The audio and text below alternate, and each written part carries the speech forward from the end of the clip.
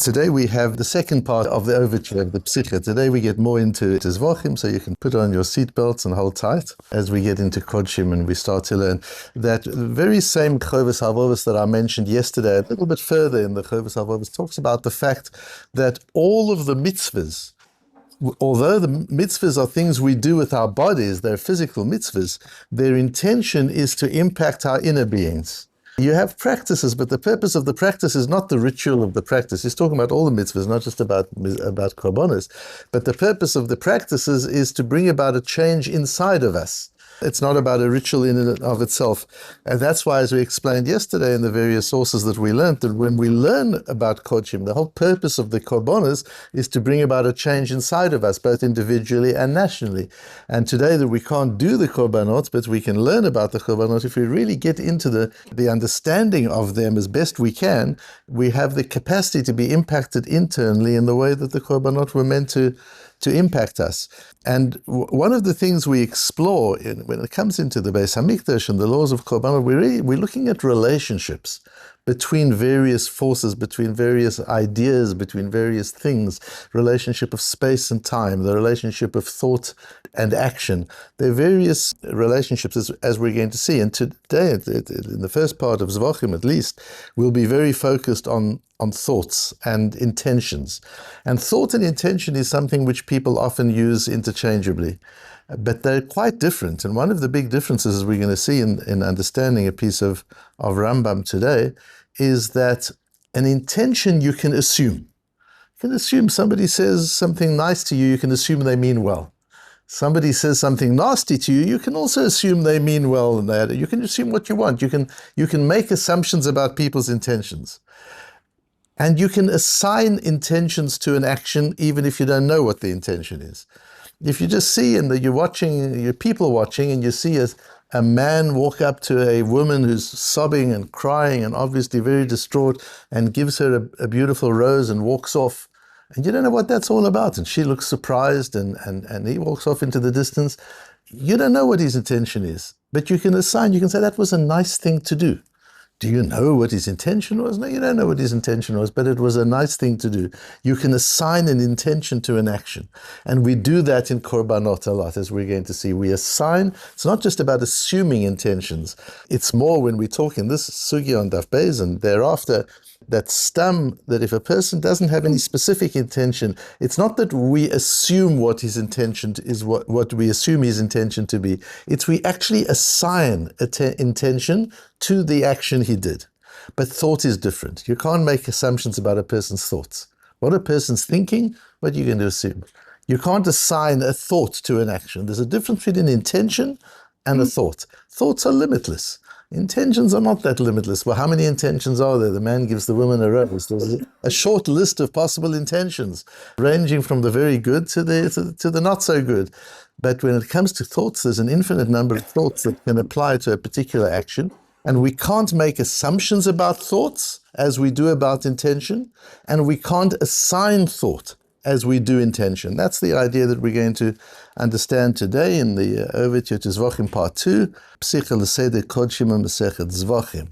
So we talked about the Tiferes Yisrael yesterday in the Chomer B'Kodesh, where he talked about the fact that there are 7 questions which one needs to understand about any action. And he lists them, and here in the sources I go through the prokim. He then assigns a chapter, a perek, to each of the 7 questions. The first question is, Mihei maksherim la'avoda? Who has to, because he divides the whole of Zevachim into these different questions. Mihei maksherim la'avoda? Who's allowed to bring a korban? Number 2, what are the things that are good for a korban? And he mentions you can bring an animal for a korban, you can bring a vegetable for a korban, flour we bring for a korban, olive oil we bring for korban as various herbs, or midoimim, and there are even minerals that we bring for a korban, like water and salt. So in all those 3 categories, they are korbanos. The third perek is l'shem mi makrivin, and that's the part we're going to be focused on. For who do you bring the sacrifice? And he references the Mishnah and Daf Menvov, which we will have a look at, where the Mishnah says, l'shem shisha dvarim kol zevach nizbach. There are 6 purposes for which every korban is brought. Number 4, matai zman akravat korban. What is the time of the korban? And there are various different answers to that. Number 5, ayem b'koma akrava. What is the place for every korban? The difference between kodshim kadoshim and kodshim kalim, which we'll get to. Perik Vov, heichayta kol avodah v'avodah. How do you do it? How do you do smicha? How do you do shchita? How do you do zrika? How do you do kabbalah? All the different avodot, all the different practices in the Beis Hamikdash. How do you do them? And the 7th, lama hayta kol avodah v'avodah. Why do we do each one of them? Be'ezeh makom b'torah nitztavinu ken. Where does it say in the Torah that that's the specific thing that we have to do? Or why did the Rabbanan institute a particular law? Those are the 7 dimensions of understanding of any action. And as I said, our focus will be on the 3rd one, L'shem mi makrivin, and the Mishnah on Daf Mem Vav says, and this Mishnah is referenced on our Daf Beis, Amud Beis, and it's referenced in our Tosfos, the very first Tosfos on the Masechta, so it's obviously a Mishnah we have to be conscious of. The Mishnah says there, L'shem shisha dvarim hazevach nizbach. There are 6 things for which a korban is brought. And the 6 are, L'shem zevach. You've got to have it, you'll be talking about intentions. You've got to know what korban it is. You've got to know who, L'shem zover, who is bringing the korban. So even though you, the kohen, doing the avodot, it's not you who's bringing the korban, it's a Yisrael probably who's bringing the korban. You need to know who it is you're bringing the korban for. L'shem Hashem, you've got to do it because it's a mitzvah of Hashem. L'shem Ishim, you've got to do it with the intention of bringing it all the avodot, even before you come to the Mizbeach itself, before you come to the altar. The intention is to bring it to the fire. L'shem Reach, it should be raw when you put it on the fire, so that you get the full aroma and fragrances of the roasting of the meat on the korban. That's important. L'shem Nichoach, it's got to be to give Hashem pleasure, so to say, that His will is being fulfilled. And if you're bringing a sin offering, l'shem chet, you've got to know for what sin they're being brought. Those are the 6 things that are listed on Daf Mem Vav, for which you have to have in mind when you bring a korban. And then Rabbi Yossi says, Af mi shelo haya belibo l'shem echad mikol elu. If you didn't have any intention, you just did it by rote. The kohen was just doing what he had to do, and he wasn't thinking. Kosher, it still works. It's still kosher. Our Mishnah starts off, the whole Masechta, the whole of Seder Kodshim starts off, Kol zbachim shenizbechu shelo lishman. As very often the Mishnah at the beginning of a Masechta will start with a negative. What are the boundary lines? What are the outer limits of a particular halacha? So when it comes to zevachim, the word zevach comes from the word shchita. It means to shech, to slaughter something. In the Mishnah, when it uses zevach, it's talking particularly about korbanot. It's not talking about normal meat.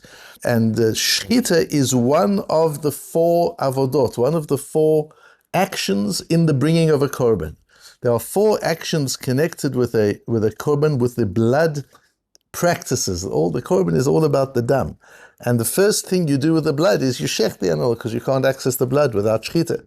And then comes the kabbalah, you receive the blood, the korban receives the blood into the utensil. Halacha, he takes the blood, he walks with the blood to the mizbeach, and then zrika, he throws the blood, sprinkles the blood onto the mizbeach. Those are the avodot. And here, kol zbachim shenizbechu shelo lishman. If a korban is shechted, is slaughtered shelo lishman, with the wrong intention. Let's use that word for the meanwhile. We'll see it's not so clear. Kshirim, the korban is still kasher. You don't have to throw the korban out. You can still work with the korban. But if the owner was obligated to bring a korban because he took it upon himself or because he did a sin, whatever it was, this doesn't get him off the hook. So he hasn't fulfilled his obligation. The subject has not fulfilled its requirements, but the object, the korban, has fulfilled its requirements. Says Rashi, what does it mean, shelo lishman? Shenishchat ola l'shem shlamim. Of the 6 items mentioned on Daf Mem Vav, Rashi mentions 1. And that is the shchita, the slaughtering, was not for the purpose of the zevach. So you saw in Daf Mem Vav, the very first thing was l'shem zevach. It's got to be for the right korban. This man brought an olah and he thought it was a shlamim. The kohen thought it was a shlamim when he brought it the olah, when he shechted the olah. Says Tosfos, the first Tosfos, we learn a lot of things from the first Tosfos. The first Tosfos says it's not only talking about shchita, v'hu adin kabbalah v'holacha uzrika, unlike the Rambam. We'll discuss that when we get to it. The Tosfos holds that this applies to all 4 of the services related to the blood. But Shinui Baalim, now we're talking about 2 particular bad intentions, wrong intentions. Shinui Baalim and Shinui Kodesh. That's, again, going back to Daf Mem Vav, that's the first 2. L'shem Zevach, L'shem Zoveach. the L'Shem Kodesh means it's the right korban. L'Shem Bailim means it's the right person, the right individual. And this Mishnah is talking about those two things, and the Tosfos goes on to make certain distinctions between them. Asks Tosfos, where does it even mention Shinui Bailim? You see further on in the Gemara that we're talking about both of those misintentions, either Kodesh or Bailim, wrong korban or wrong owner.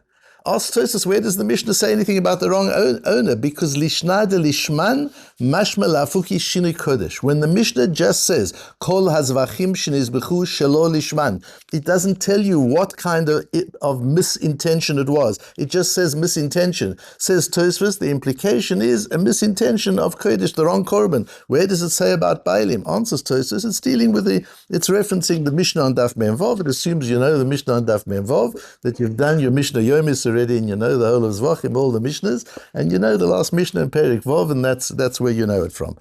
And then Tosfos says, so why does the Gemara only deal with the first two? And the Tosfos answers, the Gemara is only talking about these two, that Shinui Kodesh and Shinui Shem, the wrong korban, the wrong person, because those don't work for the owner.